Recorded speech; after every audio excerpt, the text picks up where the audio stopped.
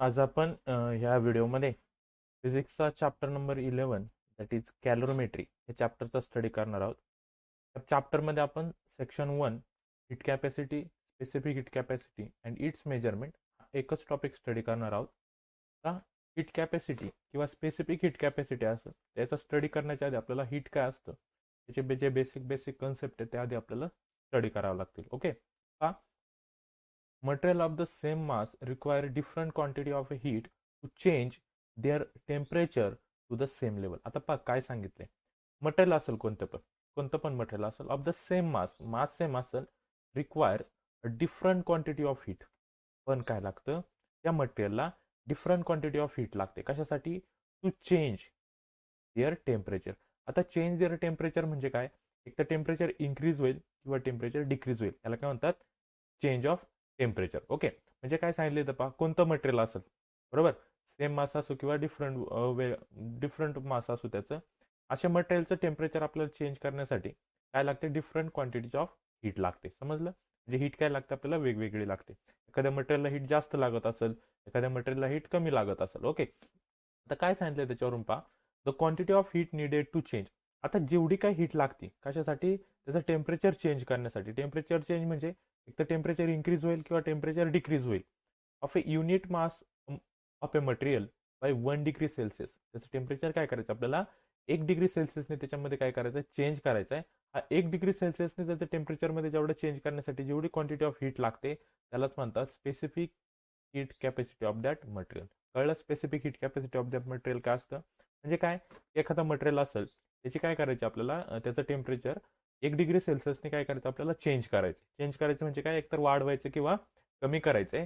पण हे वाढवण्यासाठी किंवा कमी करण्यासाठी जेवढी काय आपल्याला हीट लागणार आहे, बरोबर, चेंज करण्यासाठी जेवढी काय हीट लागणार आहे त्या हीटला आपण काय म्हणतो? स्पेसिफिक हीट कॅपॅसिटी म्हणतो. समजलं? आता the specific heat capacity depends on the types of material. म्हणजे ते मटेरियल कशापासून बनलेलं आहे, बरोबर, त्याच्यावर डिपेंड असणार आहे की त्याची स्पेसिफिक हीट कॅपॅसिटी किती असेल. ओके, मग आपल्याला ह्या चॅप्टरमध्ये तोच स्टडी करायचा. मग फर्स्ट आहे त्याच्यात हीट. हीट काय असतं पा? The kinetic energy due to random motion of the molecules of a substance is known as the heat energy. Heat energy म्हणजे काय असतं? कंटिन्यू जे काय आपलं मटेरियल असेल किंवा मॉलिक्यूल असेल त्या मॉलिक्यूलमध्ये कंटिन्यू काय होतं त्याची ज्या मॉलिक्यूल पासून ते मटेरियल बनलेलं आहे, तो सबस्टन्स बनलेला आहे, ते मॉलिक्युल्स काय राहतात? कंटिन्यू इन मोशन राहतात. म्हणजे त्याच्यात कोणती एनर्जी असते? कायनेटिक एनर्जी असते. आणि त्याच एनर्जीला आपण काय म्हणतो? हीट एनर्जी म्हणतो. समजलं? आता each body possesses heat energy in forms of its internal kinetic energy. कोणती पण बॉडी असेल त्याची जी इंटरनल कायनेटिक एनर्जी असते तीच असते त्याची हीट एनर्जी. समजलं काय? की कोणत्या पण सबस्टन्सची जी इंटरनल कायनेटिक एनर्जी असेल, कशामुळे ते कायनेटिक एनर्जी त्याच्यामध्ये असणाऱ्या मॉलिक्युलच्या रॅन्डम मोशनमुळे होते, त्याला आपण काय म्हणतो? हीट एनर्जी म्हणतो. समजलं? हीट काय असतं? आता कॅलोरीमेट्री काय असतं पा? आता जो आपण जी हीटचा स्टडी केलाय त्या हीटला मेजरमेंट करण्यासाठी काय? तर measurement of the quantity of heat, किती हीट आहे त्या सबस्टन्समध्ये ते मेजर करण्यासाठी जे डिव्हाइस वापरलं जातं त्याला म्हणतात कॅलोरीमेट्री. काय म्हणतात त्याला? कॅलोरीमेट्री. समजलं? आता पुढचा पॉईंट आहे टेम्परेचर. आता टेम्परेचर काय असतं पा? The average internal kinetic energy of molecules of a substance is a measures of the temperature of that substance. Temperature म्हणजे काय? की कोणत्या सबस्टन्सची ॲव्हरेज इंटरनल कायनेटिक एनर्जी असेल त्या मॉलिक्युलची, सबस्टन्सच्या आतमध्ये जे मॉलिक्युल आहे त्याची जी ॲव्हरेज कायनेटिक एनर्जी जी असते is measure of the temperature. ती कशामध्ये मेजर केली जाते? टेम्परेचरमध्ये मेजर केली जाते. डिग्री सेल्सिअसमध्ये जे आपण मेजर करतो त्या टाईपने. Okay, for the two bodies in contact, जर समजा दोन बॉडी कॉन्टॅक्टमध्ये असेल, heat flows from body at a higher temperature to the body at a lower temperature. मग जर दोन बॉडी आपण कॉन्टॅक्टमध्ये आणल्या, समजा ह्या दोन बॉडी काय केल्या आपण? कॉन्टॅक्टमध्ये आणल्या. आता पहा, ही एक बॉडी आणि ही एक बॉडी, बॉडी 1 आणि बॉडी 2. बॉडी 2चं टेम्परेचर जर हाय आहे, बरोबर, आणि बॉडी 1चं टेम्परेचर काय? लो आहे. हीट कुठून कुठं पास होणार आहेत? तर सेकंड नंबरच्या बॉडीकडून फर्स्ट नंबरच्या बॉडीकडे हीट काय होते? ट्रान्सफर होते. हे लक्षात ठेवायचं. कुठून? ज्याचं हायर टेम्परेचर आहे त्या हायर टेम्परेचरकडून कोणत्या? तर लोअर टेम्परेचरच्या बॉडीकडे हीट काय होते? ट्रान्सफर होते. समजलं? It is the temperature which determine the direction of flow of heat. ही जी direction of flow of heat आहे तेच कशामध्ये मेजर करतो आपण? टेम्परेचरमध्ये. कारण हीट आहे, याचं किती टेम्परेचर आहे ते इथं समजा याचं 100 डिग्री सेल्सिअस टेम्परेचर आहे, याचं 80 डिग्री सेल्सिअस टेम्परेचर, बरोबर. म्हणजे काय करतो? जी हीट एनर्जी असते ती आपण ह्या टेम्परेचरमध्ये मेजर करतो. समजलं? आता पहा युनिट्स ऑफ हीट काय? तर हीटचा याचा युनिट आहे जूल, जे आपण जेने शो करतो. Capital J. जूलने आपण हीट मेजर करतो. So other units of heats are calorie or kilo calorie. हे मोठे युनिट्स आहेत, कॅलरी किंवा किलो कॅलरी. ओके, मग एक कॅलरी म्हणजे किती असतं तर 4.186 जूल असतं. त्यालाच आपण 4.2 लिहितो.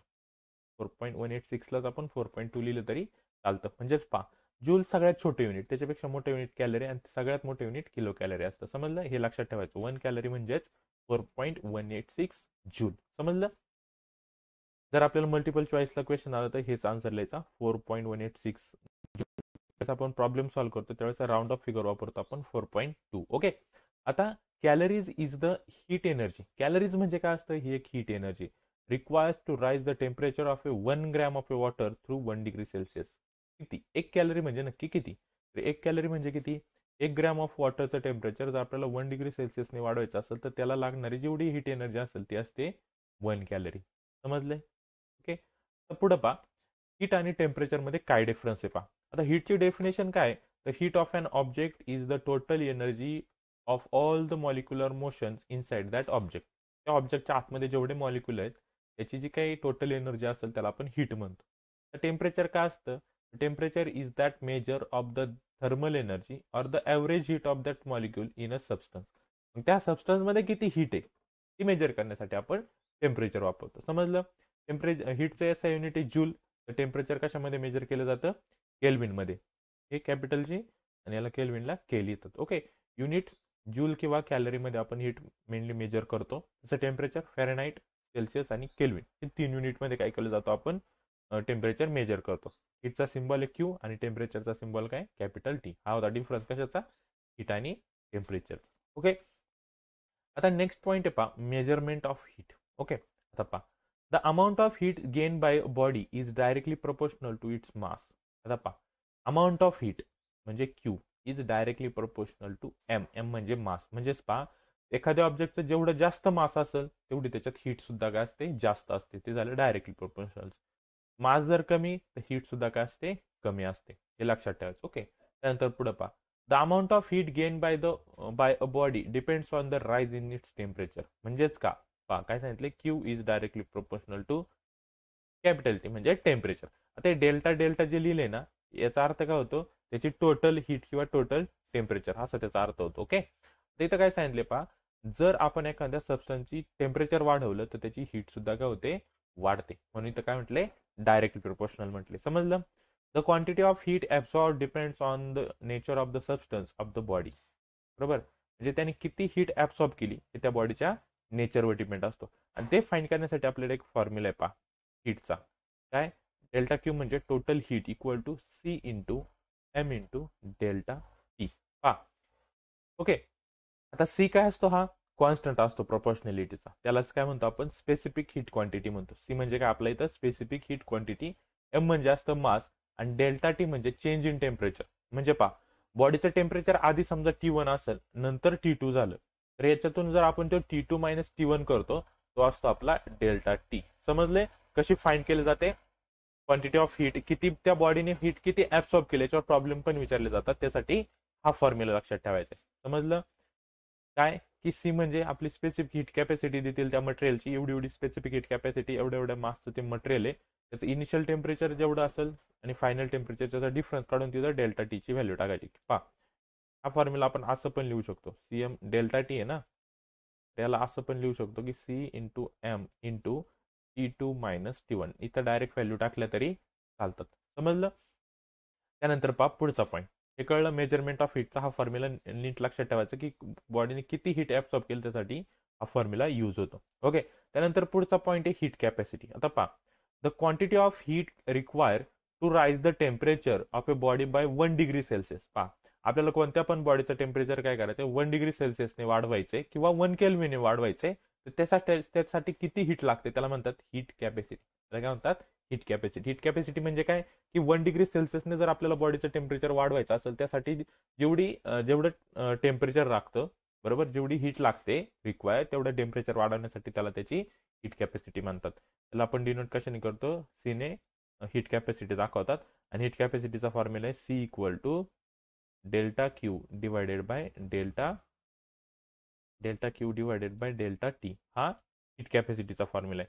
त्याचं युनिट काय हीट कॅपॅसिटीचं? Joule per kelvin or joule per degree Celsius. Okay, कारण वरती क्यू आहे ना, क्यू कशात मेजर केला जातो, जूल मध्ये मेजर केला जातो. खाली टी आहे, ती कशामध्ये मेजर केला जातो, केल्विन किंवा डिग्री सेल्सियस मध्ये मेजर केला जातो. म्हणून याला लिहितात जूल पर केल्विन किंवा जूल पर डिग्री सेल्सियस. समजलं एसआय युनिट. आणि त्याच्यानंतर स्पेसिफिक हीट ऑफ कॅपॅसिटी, मी आताच फॉर्म्युला सांगितला, ती त्या फॉर्म्युलेने आपण काय करतो, कॅल्क्युलेट करतो. समजलं हीट कॅपॅसिटी. त्यानंतर पुढचा पॉईंट आहे स्पेसिफिक हीट कॅपॅसिटी. पाहता तर हीट कॅपॅसिटी आणि स्पेसिफिक हीट कॅपॅसिटी मध्ये एकच डिफरन्स आहे. पहा, हीट कॅपॅसिटी डेफिनेशन काय होती, फक्त काय सांगितलं इथं, the quantity of heat required to raise the temperature of body. बरोबर, इथं काय सांगितलं, पहा, the quantity of heat required to raise the temperature of unit mass of a substance. इथं डायरेक्ट बॉडी नाही म्हटली, तर काय म्हटलंय, युनिट मास. हा वर्ड खूप मेन आहे दोन्ही डेफिनेशन मध्ये, हा एकच डिफरन्स आहे.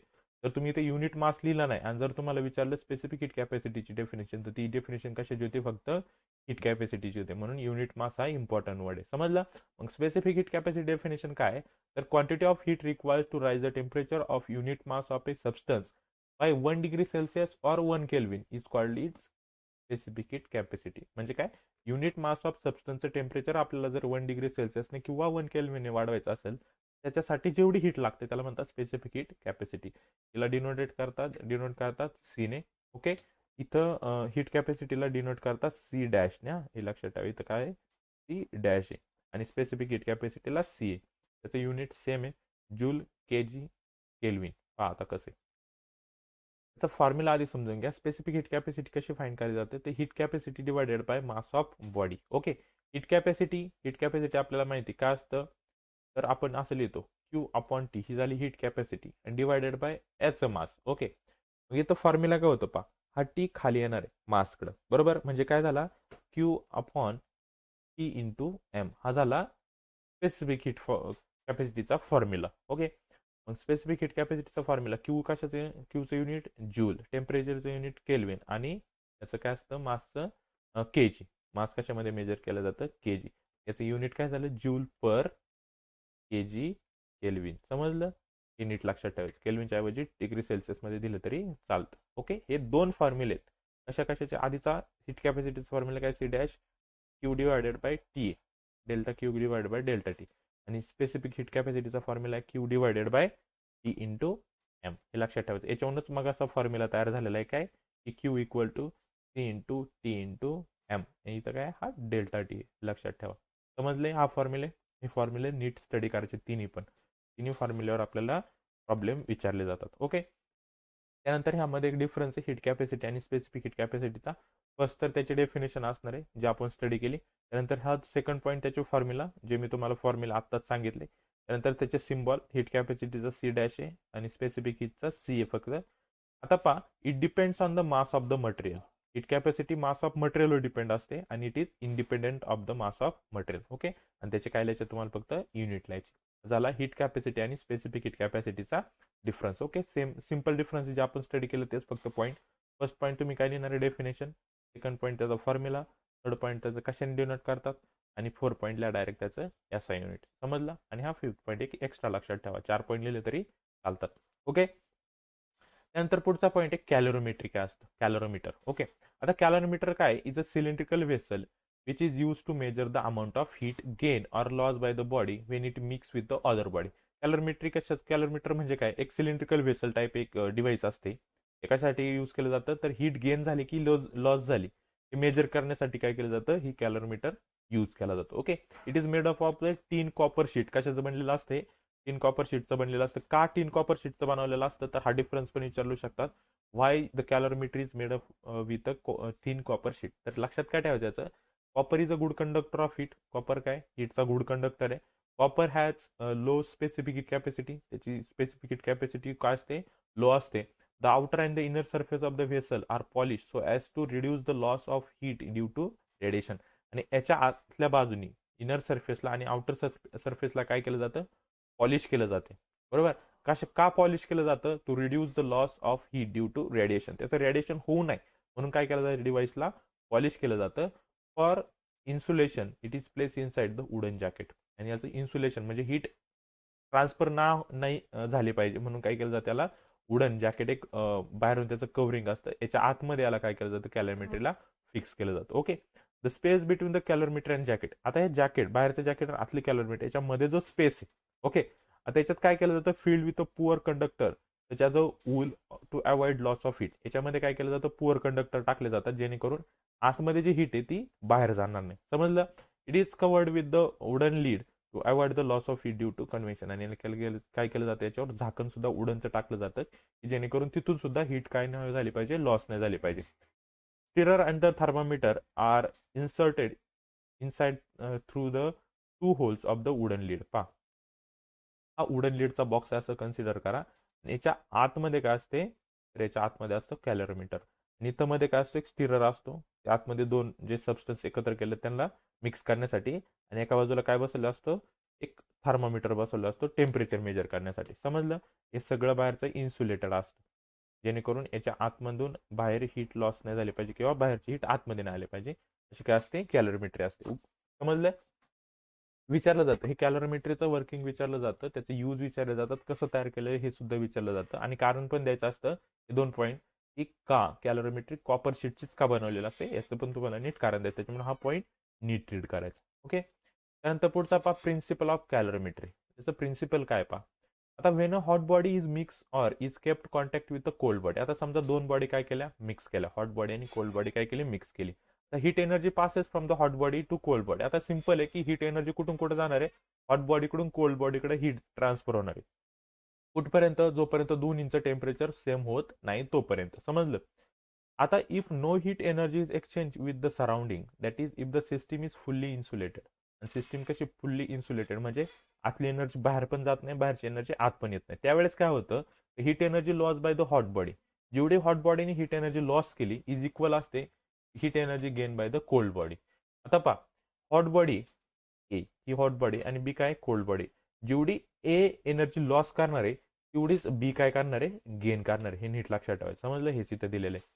For the 2 bodies A and B in contact and the temperature T A and T B is respectively. A बॉडीचं टेम्परेचर आहे टी ए आणि बी बॉडीचं टेम्परेचर काय, T B A. Okay, such that पहिल्यांदा काय होतं, ही हॉट होती म्हणजेच काय, फर्स्ट कंडिशन की टी एचं टेम्परेचर टी बी पेक्षा जास्त होतं. Okay, we have to form the principle of calorimetry in the equation. मग याचं इक्वेशन कसं होतं पहा. आपल्याकडे फॉर्म्युला आहे काय, की Q equal to M C into delta T. हा आपल्याकडे काय फॉर्म्युला आहे, याच्या फक्त मध्ये व्हॅल्यू पुट करा. क्यू क्यू दोन्हीकडे सेम आहे तर क्यू सोडून द्या. मग काय राहिला, फर्स्ट बॉडीचा M A C A T A minus T, बरोबर. आणि सेम दुसऱ्या बॉडीचं M B C B equal to T minus T B. हे फॉर्म्युला नीट लक्षात ठेवायचा. समजला. कशाचा फॉर्म्युला आहे, कॅलरीमेट्रीचा फॉर्म्युला. कॅलरीमेट्री जर एखादं एक्झाम्पल आलं तर ह्या फॉर्म्युल्याने आपल्याला काय करावं लागतं, सॉल्व्ह करावं. ओळखायचं कसं की कॅलरीमेट्रीचं एक्झाम्पल आहे, 2 बॉडीज देतील तुम्हाला, 2 बॉडीचा आपल्याला मास किंवा स्पेसिफिक हीट कॅपॅसिटी त्याचं टेम्परेचर दिलं जाईल, त्यावेळेस समजायचं की आपल्याला हा फॉर्म्युला यूज करायचा. ओके, त्यानंतर याच्यातला लास्ट पॉईंट आहे की natural phenomenon and the consequences of high specific heat capacity of the water. त्याचे काय आपल्याला विचारलेत फक्त की एक्झाम्पल, थोडक्यात काय एक्झाम्पल आहे. तर फर्स्ट आहे formation of land breeze and sea breeze. हे सुद्धा याचाच इफेक्ट आहे स्पेसिफिक हीट कॅपॅसिटीचा. समजलं. Use water in the hot bags for formation purpose because it will kept us warmer for the longer period of time. आपलं कधी कधी आपल्या एखादं हाड वगैरे दुखत असेल तर ती एक हॉट बॅग असते, त्याच्यात गरम पाणी भरून आपण शेकवतो. ते सुद्धा एक स्पेसिफिक हीट कॅपॅसिटीचं एक्झाम्पल आहे. Water is use as an effective coolant by the letting it flow in a pipes around the heat parts of the machine. कोणत्या पण मशीनचा हीट पार्ट असेल किंवा कारचे रेडिएटर्स असेल तर त्याच्यापुढे जी टाकी असते पाण्याची ती कशासाठी असते, तर त्या इंजिनला कूल ठेवण्यासाठी असते. हे सुद्धा स्पेसिफिक हीट कॅपॅसिटीचं कारण काय होतं, हीट ट्रान्सफर होते आणि दोन्हीचं हीट बाहेरची कोल्ड बॉडीमुळे हीटची काय होते, हॉट बॉडीची हीट कोल्ड बॉडीमध्ये जाते आणि काय होतं, टेम्परेचर कमी होतं. Okay, the cold countries wine and juice bottle are kept under the water to avoid freezing. हे सुद्धा एक त्याचं एक्झाम्पल आहे. All plants and animal have high content of water in their bodies. का हाय कंटेंट ठेवलं असतं, तर specific heat कॅपॅसिटीमुळे बाहेर कधी काय होतं, त्यांचं वॉटर लॉस होतं. त्यांच्या आतमध्ये जे वॉटर असतं स्टोअर केलं ते काय वापरतात, त्यांच्या फोटोसिंथेसिससाठी यूज करतात. ओके, हे सुद्धा एक स्पेसिफिक हीट कॅपॅसिटीचंच एक्झाम्पल. याच्यातले 2 ते 3 एक्झाम्पल लक्षात ठेवायचे नॅचरल फेनॉमिननसाठी. बाकी हा चॅप्टर सगळं सोपं आहे. काय काय लक्षात ठेवायचे याच्यात, हा एक कॅलरीमेट्रीचं प्रिन्सिपल, त्याचं वर्किंग, त्यानंतर हे डिफरन्सेस लक्षात ठेवायचे, फॉर्म्युले लक्षात ठेवायचे, स्पेसिफिक हीट कॅपॅसिटीचा फॉर्म्युला, मेजरमेंट ऑफ हीटचा हा एक डिफरन्स आणि बाकी छोटे छोटे त्याचे युनिट्स वगैरे नीट लक्षात ठेवायचे. ओके, हा चॅप्टर सोपा आहे, तेवढ्याचा नीट स्टडी करायचा आहे.